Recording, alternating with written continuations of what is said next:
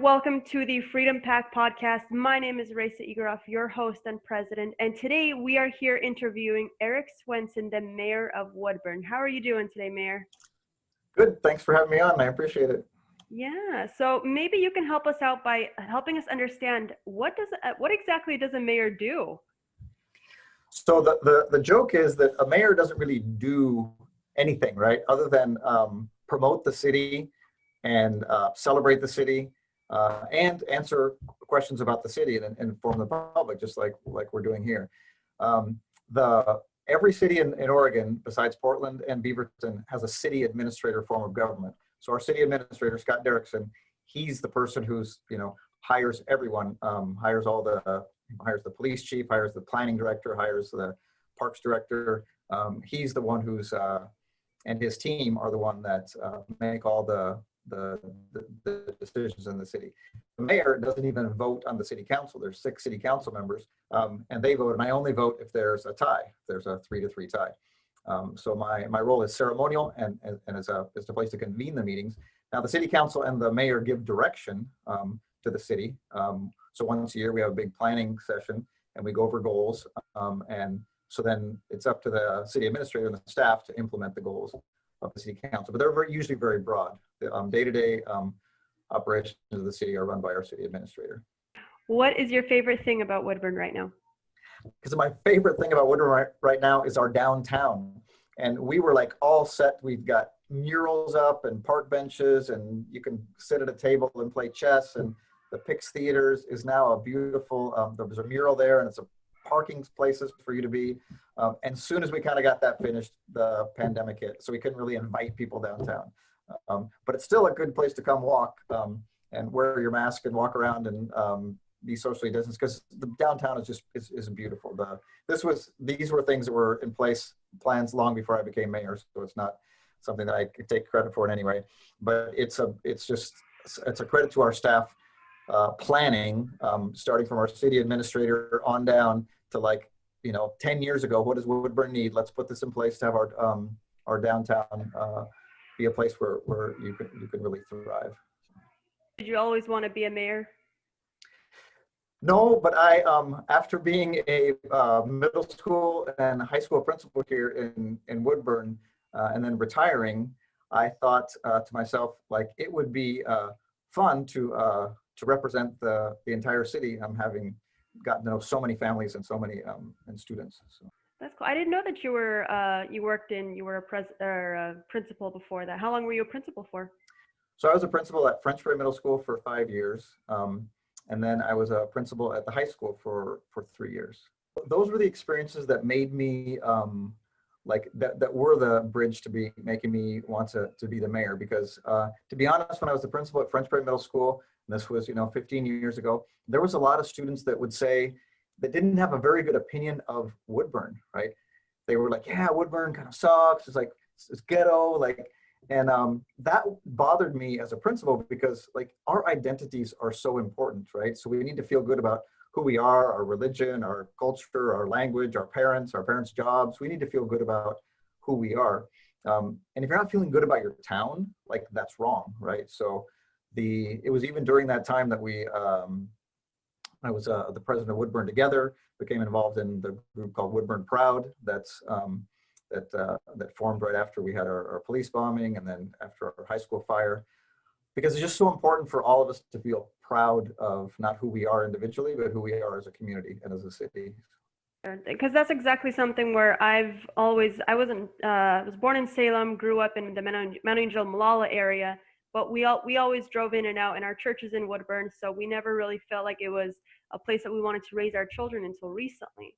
So it has definitely grown into a much better community since as far back as I can remember. Well, that was my case too. We lived in Salem, and when I took the position here as a middle school principal, my wife was a teacher at Nellie Muir at the time, and now she teaches at Valor Middle School in PE. And as soon as I started working here, I thought, this is the town I want to live in. This is the town I want to raise my son in. And our community has been great for my son. He's 17 years old. He's a senior now. And when he started at Heritage Elementary, he was in the Spanish English program. And the very next year had him start in the Russian English program. Oh, And wow. so now he's fluent in Spanish and in Russian. And he really feels like part of the community. He has strong identity as from his dad, from my American roots, his strong identity from his mom with Mexican roots, and a strong Russian identity from having grown up and learned side by side with students for the past 10 years. Well, then he probably speaks better Russian than I do at this point. So Woodburn, as we all know and love, Woodburn is a diverse community. How do you plan to promote unity within the different communities? Well, interesting enough, and we'll probably talk about this later too, that through the pandemic and these different crises we're going through has been the opportunity to promote more togetherness. And one of the main ways that I've been able to do that was call the pastors together. So shortly after we were into the pandemic, I called every Russian pastor from the Old Believer churches. I talked to small churches that are Spanish speaking. Of course, the mainstream churches, I had known some of those pastors. And so now there's a once a month call where, or a Zoom call, where we've had 25 plus faith leaders from the Catholic Church, the Episcopal Church, the Mormon Church, the Evangelical churches, the Russian Old Believer churches, Presbyterians and Baptists. And that's been, I think, just a great way to bring people together, because they're the leaders in so many ways of our community. Before the pandemic started, we held a State of the City address that was upstairs of the Metropolis, and more than 150 people came to that. And we had all the different sections and sectors and interests in Woodburn, from the business community to the nonprofit communities, to the faith leader communities. We had the people representing farm workers and people representing farms. We had everyone in one room to just kind of celebrate the diversity that we have. And a newer group to our community are people from Guatemala. Oh, wow. Who are here, and many of them are not Spanish or English speaking. So that's kind of the next group that our school district's helping with that, to really help them feel part of our community here. Can you tell us a little bit about how police officers are screened and picked for the force here in Woodburn? Yeah, I can tell you that, and I've had this conversation with our city administrator and our police chief, that we have a very, very rigorous process to go through to choose a police officer. We hold ourselves to a higher standard than the state standards and then other police departments. And I know there's lots of controversy about police officers during this time, but I can tell you that the standards we have now for hiring police officers are rigorous. It takes a year of probation. Once you get in kind of this rigorous process, and our police chief has said very directly, if you are racist in any way, or there's any inkling that you might not serve every single person in our community from whatever background, you won't even be considered. So one question that somebody was wondering is, how do you plan to help the growing homeless population? So that has been, there's two things that weighed on my mind, interestingly enough, the morning after I woke up to be the mayor of Woodburn almost 2 years ago. One was an earthquake. What if something bad happened? What do I know, and how well prepared am I to be a leader in this community and with that? And of course, then our earthquake was our pandemic. And so we're learning lots, but we had very good systems in place to do that. But the other was that people would come to me and say, so Mayor, what are you going to do about helping homeless people? And one answer is the city government itself is not structured to do lots of things. So we're structured to have a police department and bring you water and sewer and give you parks and things like that. So the city has partnered with Love Inc. And we received a $1.5 million grant from the state of Oregon to have what we're calling a family resource center. And that's going to be located on 214 and Cascade Drive. It was where our temporary city hall was for a while. And so that's going to have groups like the Arches and Mid-Willamette Valley Action Agency, Family Building Blocks. There's all these different groups that are focused on helping people that are homeless and maybe they're not homeless, but have other needs. So people who are suffering domestic violence and things like that. So that's a way that the city was able to partner, but really let the nonprofit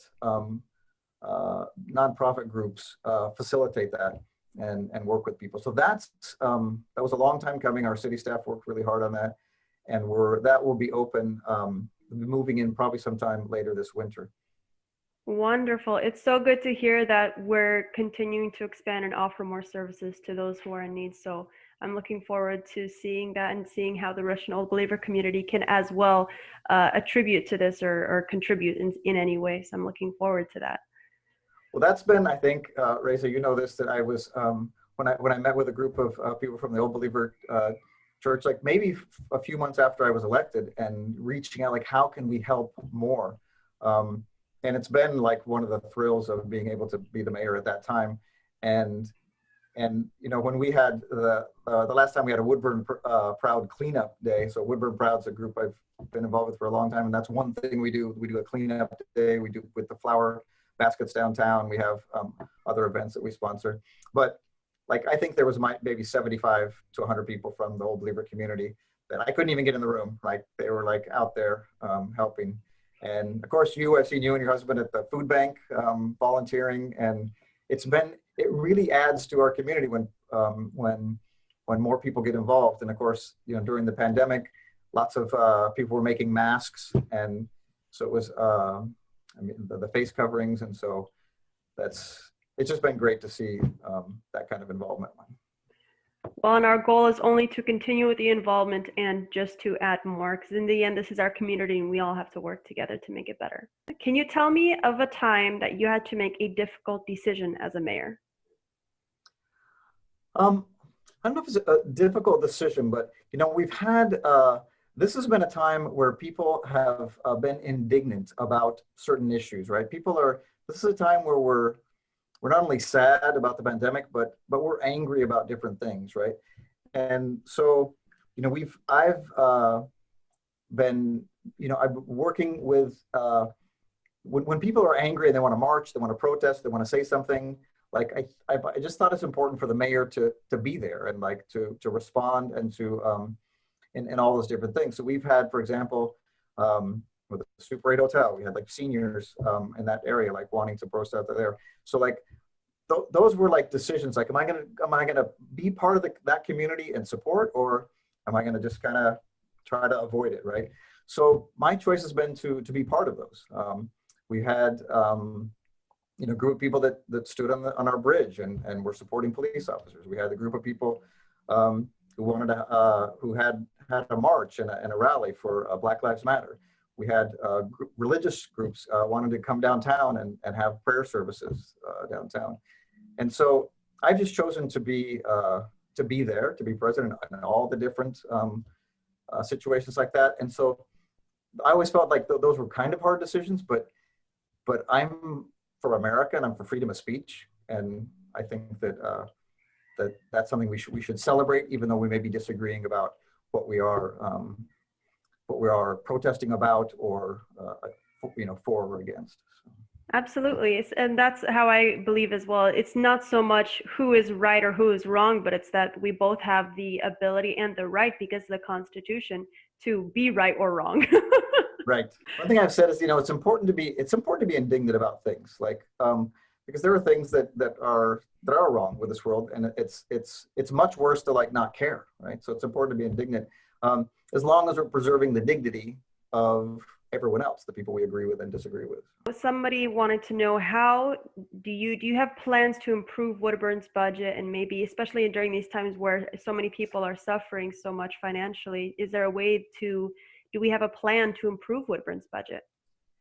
Yeah, so one answer is like the budget is like with economic downturns, like you're not really sure how that affects government. So when there's economic downturns, there's less taxes being paid from some areas, less income taxes, in some senses, less property taxes. Then the state's affected, so we get money from the state. That's so the state government will have less money because of less taxes. We get money from the federal government, but also that's affected by the economy.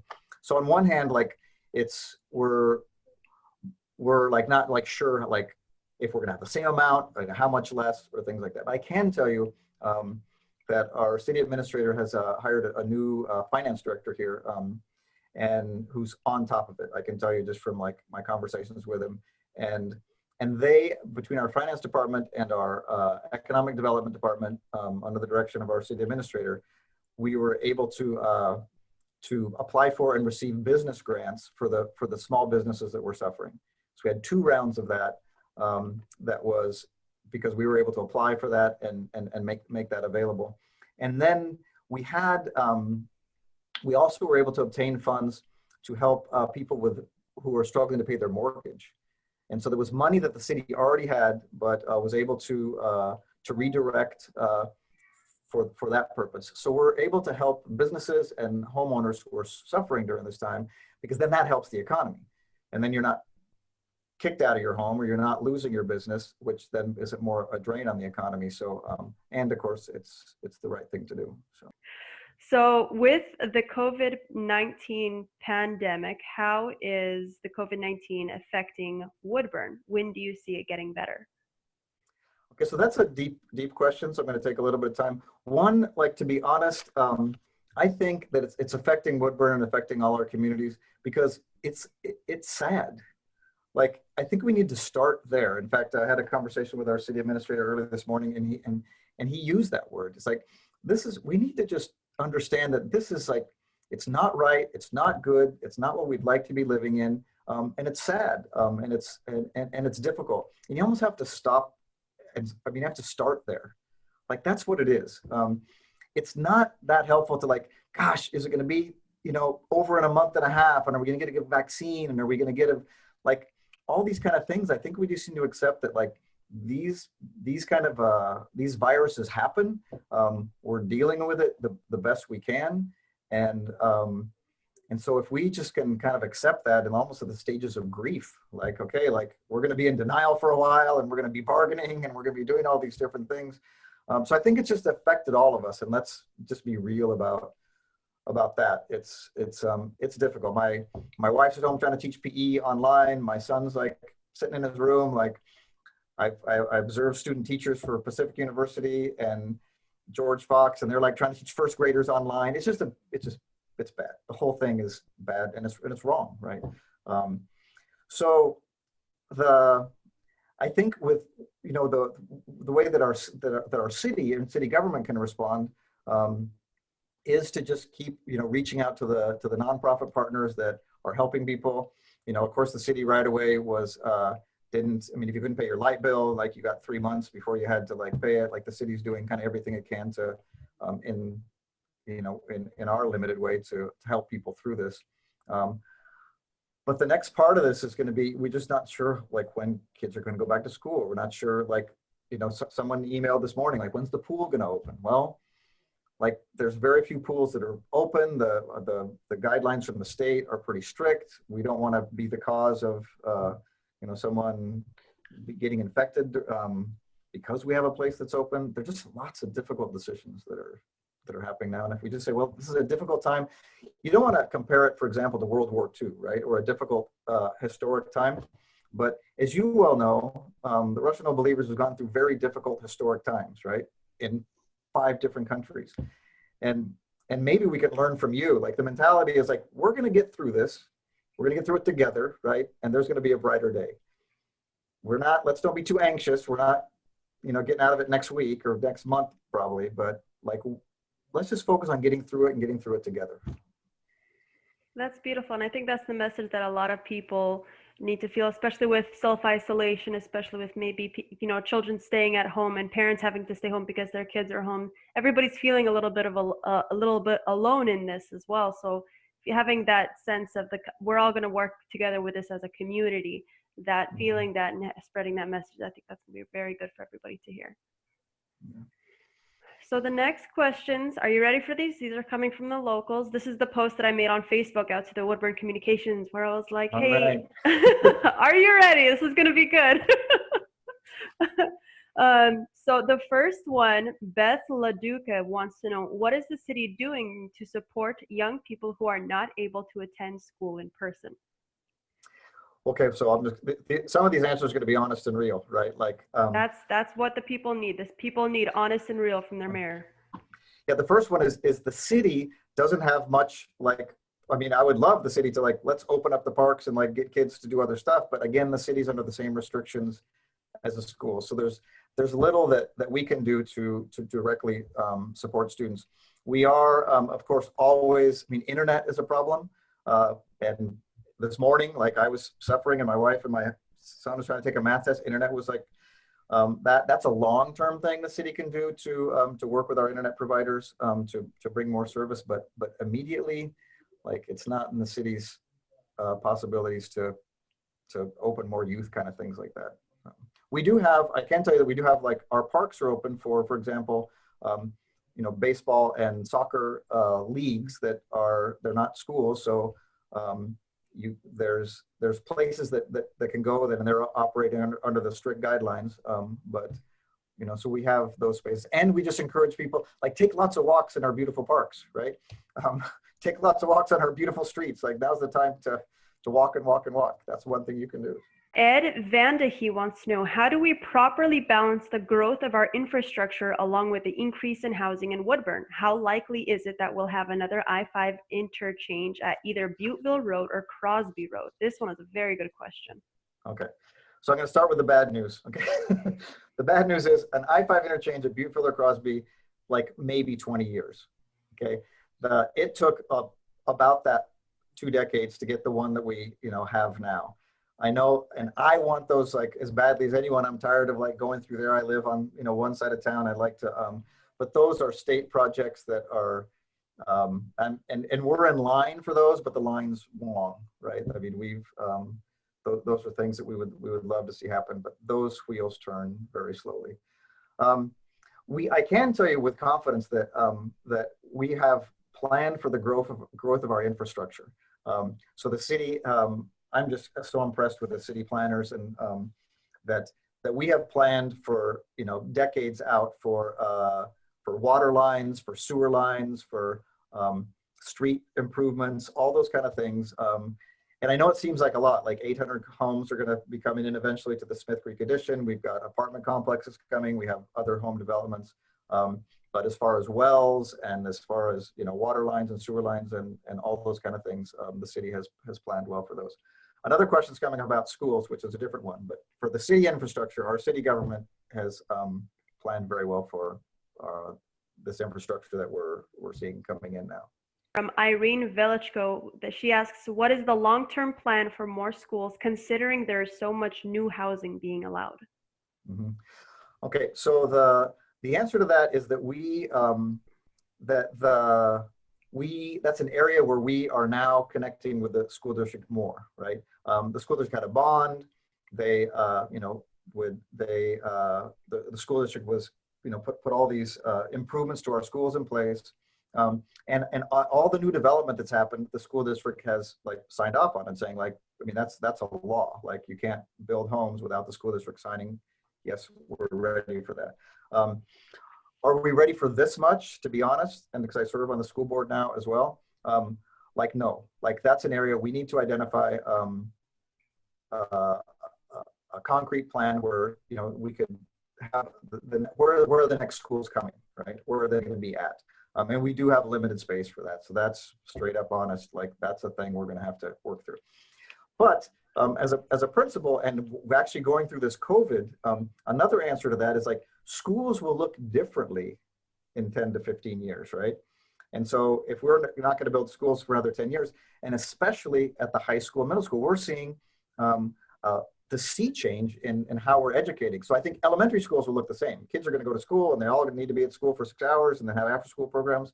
But when we look at space, it's kind of effective for high school students to, like, maybe they just go half day and then they're doing other things online, or they're doing in the whole CTE world. Like, the thing that we need more right now are plumbers and mechanics and welders, and there's all kinds of jobs out there that our schools across the United States have not been preparing students for very well, right? So if you do more of that, and there's more students are at Shemeketa and they're at different places doing that, you also like free up space that we have right now that's being occupied by putting every single high schooler in school for 6 hours, right? Well, that is, I guess, one positive thing about COVID-19 is that now that it is going to be a tough transition, but now parents are seeing the possibilities that there are with online learning and how it can expand their children's ability to learn. So I guess that even leaves more room for growth in the infrastructure of a city. You know, in lots of different countries of the world, there's like the morning school and the afternoon school. And if we reduce the amount of time kids had to be sitting in classroom, and I'm probably speaking to everybody, and I was a high school, middle school principal, like I couldn't sit in 6 periods a day. Like I couldn't do it, right? That's not really, like that was a model from 100 years ago. Like maybe you sit in school for 3 hours a day and then you're doing other kinds of things. But I'm hoping we can kind of reimagine the way that we do school because of all this. So Moe Te wants to know, why isn't the city hall open to the public? So Moe Te, I had all 3 of his students through either at the middle school or at the high school. Oh, wow. Just down the street here. Great family. So the city hall isn't open to the public, and I'll just tell you the honest truth. Like I get here because I come in and do some things at city hall, but we're just under these strict guidelines that are from the state of Oregon. They're governor's guidelines that are, one, if you can work from home like you're supposed to. So we do have like our finance people here, and even though we renovated City Hall, it's not a place you want people like standing in line. It's not the open spaces. So part of the answer is like City Hall is open. Like if you need to make an appointment, you can make an appointment. And if you really need to pay your water bill or you need to ask the planning commission, like, so people are coming and going, but they make an appointment. And if you have any kind of question, you can like ring the bell and stand outside, ring the bell, and someone will attend to you. And usually it's just trying to pay your bill, which we have you can do that outside, and you can even seal your envelope and put your first name on an address and put cash in there. We're making it as easy as possible. So City Hall is open as necessary. But it is a struggle. Like we would love to have it be more open, but we're not able to, and still follow the state guidelines. So Michael Ayers wants to know, what does the mayor think of this shutdown? If he is okay with it, how long will he be okay with it? 2 more weeks, 3 months, 6 months, a year? Is he willing to keep it shut down until coronavirus doesn't exist? How do you respond to that? So first of all, like we talked about at the beginning of this interview, the mayor doesn't even have very much power inside the city, right? The city administrator is the one who like administers that. But the city administrator doesn't have any power over how long this is going to go on. Like, as we all know, these are state directives. They're coming from the state of Oregon, and there's not anything that any leader inside the city can do to stop any of that. Like that's we're following our state's orders during this time. As to how long it will go on, kind of goes back to our original. When we talked about this, like we don't know, and we could all hope that it's over in 6 weeks or 6 months. We could all hope there's a vaccine. We could all hope that, but it's probably more helpful to say like we're in this. Let's be in this together, and we'll make it through without spending too much time. Like I hope it's next week, right? Like it's a virus, and it's going to be with us for a while, and we're going to have to manage it as long as we have to. There were a couple of people that were hoping that you would speak about crimes and drugs in Woodburn. Sure. I think that from my view as being mayor for the last 2 years, that our city is a safe city, and you can compare and contrast to other cities, but there are other cities, even cities our size, that have like more crime and drug problems than we do. And I know that our police force is on top of those kinds of things. But I can tell you that I feel safe in our city. I'll walk downtown at 10 o'clock at night, and I feel safe wherever I go in the city. And of course, we'll have problems like that. Those problems have been around for thousands of years in every single city that's ever existed. But I feel that our police department's on top of that and doing everything they can to intervene when they're able to, and to prevent when they're able to. I do need to tell you a story about from our police chief, Scott Russell, who was the previous chief. He did say that like crime is down in Woodburn, but if you're affected by it, crime's up 100%. And I know that our police force takes that seriously, because those things happen. And sometimes you walk by someone it makes you feel uncomfortable, or something does get stolen out of your yard and things like that. And so we're aware that when it happens to one of our residents, like, it's something that we need to pay attention to. So Kristen Berkey Mathews wants to know, if you knew back then what you know now, would you still run for the position of mayor? Why or why not? Thank you, Kristen. It was a pleasure to work with both of her sons going through school. They were friends of my sons in a music group. And so that's a good question, given all that's happened and given all the criticism and all even the compliments that I've taken. Would I do it again? Yes. These are, I was not prepared. None of our leaders were prepared for this kind of thing, but in times such as these, it's time for people to serve. And so if I knew it was coming, I'd been more ready, right? But I would be ready to serve. Linda Hanson wants to know, if you were the mayor in Portland right now with the power to act, what would you do? Likewise, what would you do if it happened in Portland, in Woodburn? Okay, so one, harkening back to our answer that the mayor of Portland and Beaverton are the only ones who are like their city administrators, like they do have the power over that. In this case, there would not be the mayor. But I can tell you a couple things. One, like, violence is never acceptable. I mean, I grew up in the 60s, and the nonviolent movement is serious. It's part of my faith beliefs that's not okay to be violent. It's part of my civic beliefs that it's never okay to be violent. And I was a high school principal, right? And so if there's a fight, you stop it, right? If there's people doing something wrong, like, you stop it. You're in the high school principal role, you're in charge of the safety of everyone else. And so I would act as if I was a high school principal and stop the fighting and stop the violence. Isabella Galindo wants to know, are there any ways for us as a community to get involved or help? There are so many ways to get involved in our community. On the city level, we have like boards and commissions, and so there's a parks board and the budget committee, I think, needs a person for the next round. We've got a library board, we've got a land use planning commission. There are ways to be involved. But we also have a rich and thriving nonprofit world that's really looking for volunteers. And so the food bank, I can tell you right now, and they've got it all socially distanced, they could use volunteers. It's right downtown, right across from City Hall. They need volunteers every day, and you can sign up and get trained and work a 2-hour shift or a 3-hour shift.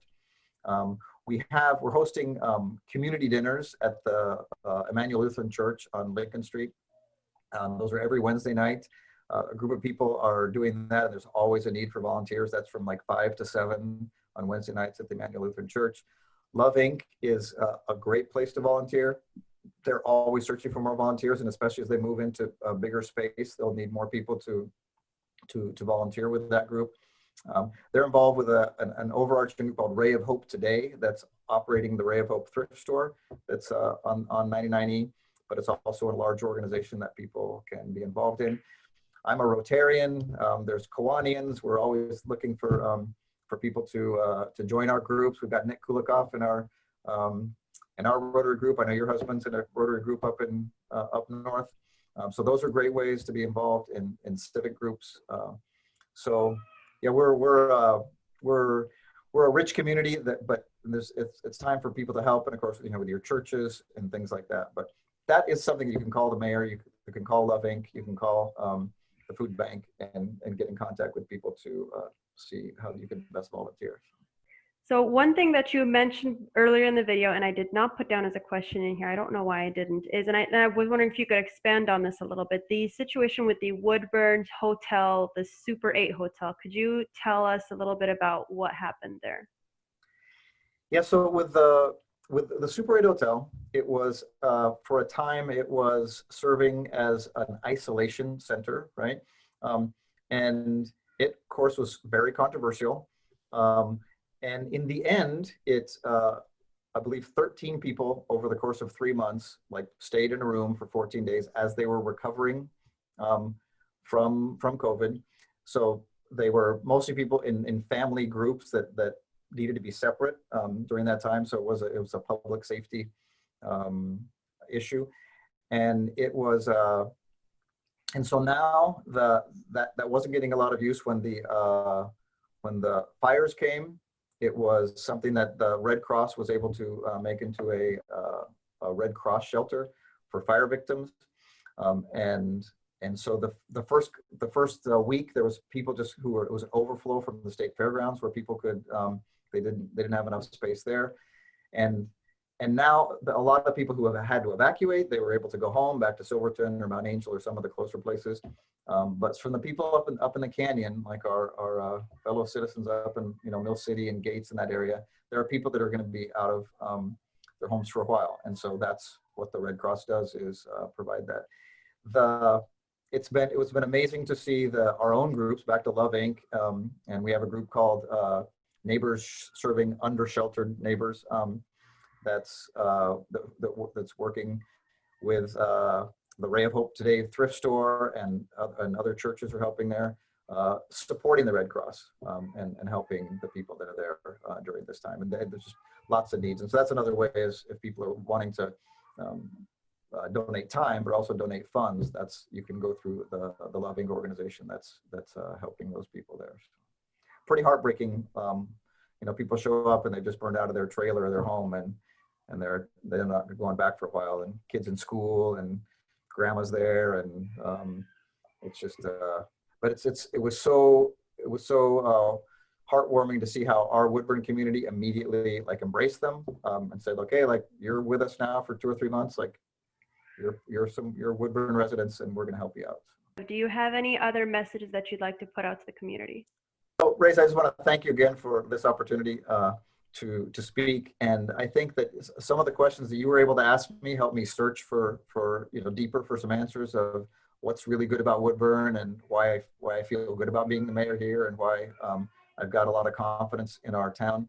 And I think it comes down to hardworking people, right? So we are a country of immigrants, right, from our past, mine are from Sweden and Scotland, and but Woodburn is definitely a city and a community of immigrants. And so whether people came here on the Oregon Trail, right, or the Mormon Trail, or came the old believer route from Russia to China to South America to here, or people crossed a border or crossed an ocean, we have that in common. We're a town of people that work really hard, that are all aspiring for the American dream, and that have a lot to give to each other.